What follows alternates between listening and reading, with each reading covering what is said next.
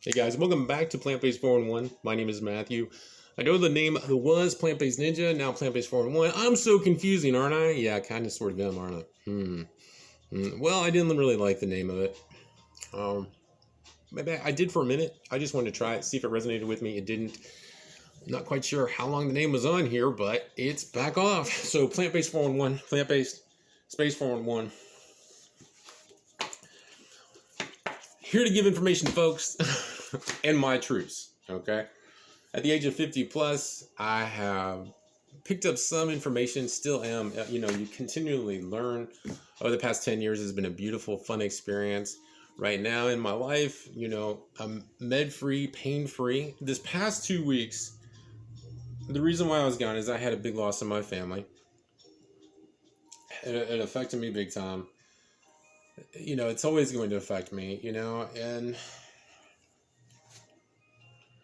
I've learned a lot about myself.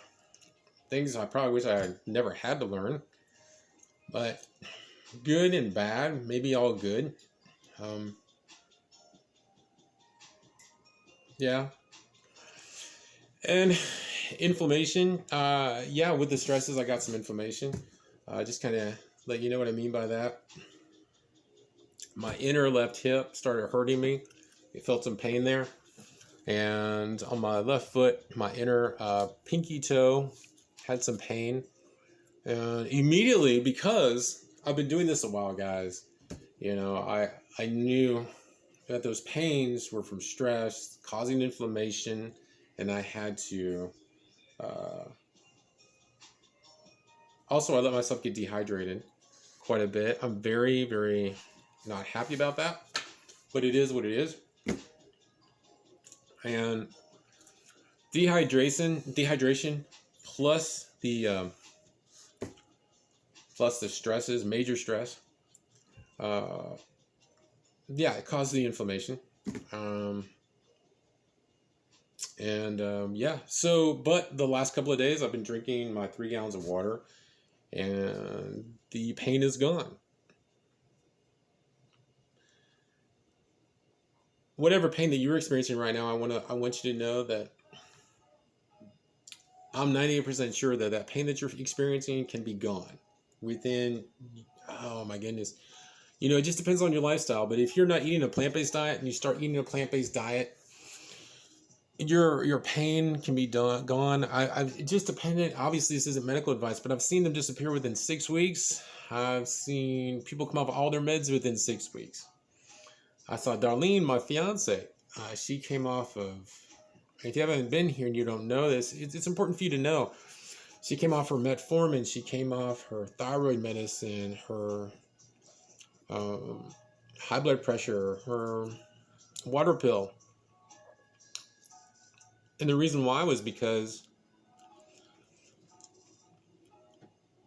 she cared enough, for whatever reason it was, and you have to find your own reason, but she cared enough to eat raw plant-based. And then after that 6 weeks, and she was off all the meds, she and I juiced for 6 weeks. And it was from that experience, and we juiced actually for months afterwards. But it's from that experience and for her to notice the big changes in her body, that she realized that the processed food she'd been eating was pure poison. And I think it's so important for us to realize how poisonous those foods are that we've been eating that are processed. They're just hugely processed. They're so deadly, guys. They are so deadly. I'm just going to jump into this. This was something I was thinking about the other day. I wanted to share it with you. Here's the thing. We look at tobacco, and we know tobacco by the big tobacco companies is very, very addictive. We know that. But they don't even compare to the addictive role and the addictiveness that we experience with processed foods. Because with processed foods, we're looking at the salt, we're looking at the fat, and we're looking at salt, fat. I don't know. MSG, salt, fat. I'm drawing a blank today. I have no freaking sugar. There you go. But those addictiveness, those things, that are in there is absolutely crazy. And big tobacco, with the tobacco, as you well know, they laden it with chemicals, highly addictive. So after decades of, I mean, they were slapped on the wrist with fines. True enough. But after cigarettes, and of course they're still manufacturing cigarettes, but uh, once cigarettes, we'll just say, kind of played out there, big tobacco took the billions of profits over generations. R.J. Reynolds bought Nabisco for food. I believe it was for $5 billion back in 1985. Also, Philip Morris bought General Foods for $115 billion. Now, you got to ask yourself, why would a big tobacco company be buying a food company? Because it's the same business model. What you're going to do is you're going to take companies, and then you're going to change slowly the product into an addictive product so that you crave it more to boost those profits. It's no different than tobacco. You take tobacco and you lace it with 1,000 chemicals. Obviously, I'm just saying 1,000 chemicals. I don't know how many chemicals that they put in the cigarettes, but so you got, okay, and then let's see. Then Philip Morris bought Kraft. That was for 5.6 billion. I think I already said General Foods for 115 billion. I don't know, but if I didn't, but that did make it the largest food producer in North America. My point being here is that if you think, hey, is food addiction real? My friends, food addiction is so real. Food addiction, in my opinion, is highly more addictive than smoking ever was. Yeah, it's just crazy. And if you take a look at the population that it's affecting, it's just nuts. And if you think that I mean, guys, I eat plant-based. I barely eat. I mean, if you, oh my gosh. Okay, so I had lots of pain, and and if you do too, if you have pain in your shoulders, if you have pain in your legs, your sciatic, if you have pain in your knees from a prior injury from years ago, what you're experiencing is you're experiencing inflammation. The inflammation is caused by the food you eat. The inflammation is caused by the meat, the dairy, and the processed food. Boom! And you look at the 5-headed dragon, the 5 killers that we have in the United States. You're supposed to die from freaking old age, guys. Old age. If you take a look at everybody that that's died, oh my gosh, man. Let me see if I can recall it. I'm sure I can. You got obesity. You've got type 2 diabetes. All of these are caused by food. Think about that. And the food causes lack of movement. It's an addiction. You've got breast cancer. You've got testicular cancer. And you've got heart disease. Now, I got to tell you, when you're looking at, I mean, there's just so many signs. And I can get off on a tangent because I get really passionate about this, and I get really passionate because I know so many people that are sick that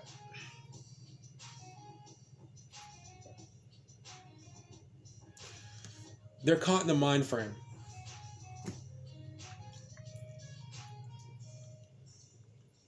Where it's almost like the food's not only an addiction, and not only if the food is making them sick, but their food makes their mind numb to the point that they can't care enough to make the change. They can't get compassionate enough. They can't even fight anymore. And when it comes to that point, there's really one of two things that I've seen people do. One, they never do anything. Well, there's actually 3. 2, they hype themselves up enough where they start to eat clean so that they can get the energy to get pissed off. And it's difficult for them every day because every day they have to convince themselves to get pissed off enough to stick with it. And the third way is just knowing your weakness, meditating, and just being in the now, being aware of everything that's going on. Um, Understanding that you're not in control, but you're going to be consistent, and that you're only going to eat healthy, and that you're not having to push towards it, but you just have to get rid of all the food. And the addiction, it comes, and the addiction's hard, and you have to find some way to make yourself go to sleep. You have to find some way to get outside, and you have to be around other like-minded people, or you have to get rid or push back the people temporarily that are causing you to want to slip. If you tell your loved ones what you're doing, they're going to have no idea how hard it is almost 100% of the time, unless they've been through it. And it's not that they don't love you, that they don't want to support you. It's just that they have no clue what you're going through. So, I got off on a tangent. That's okay. That's all right. I don't know if I really got off on a tangent, but I don't know.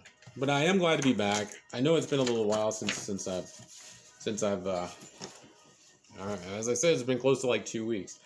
But it is good to be back. I'm going to finish my 3 gallons. I don't know if I mentioned it to you, but did find a peanut butter that I am going to make smoothies this morning. They're absolutely phenomenal. I did make 6 smoothies yesterday, and they were blueberry and they were peanut butter. Really, really good.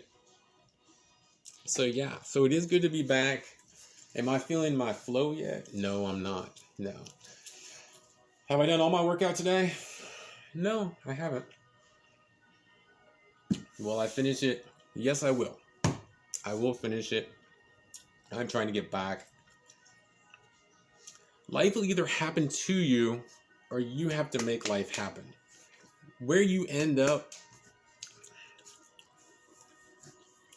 physically, see, if you go for instantaneous gratification, if I went for instantaneous gratification, I could gain 30 pounds in a month.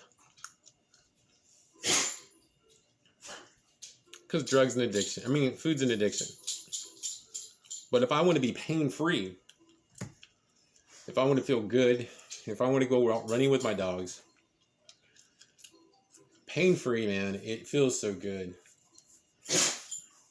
Having all your numbers come in where they're supposed to be, feeling awesome. It's all a priority thing. It's all where you value it. And at first, it's how to get here because of all the confusion.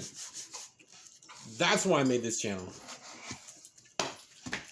And if you're thinking about going plant-based, please like the video. Subscribe. If you like the video, like the video. And yeah, hope to see you back here. I appreciate you stopping in. Good to get a little FaceTime in. It's good to be back. And yeah, I'll just take it as it is. Y'all have a wonderful day. Appreciate you.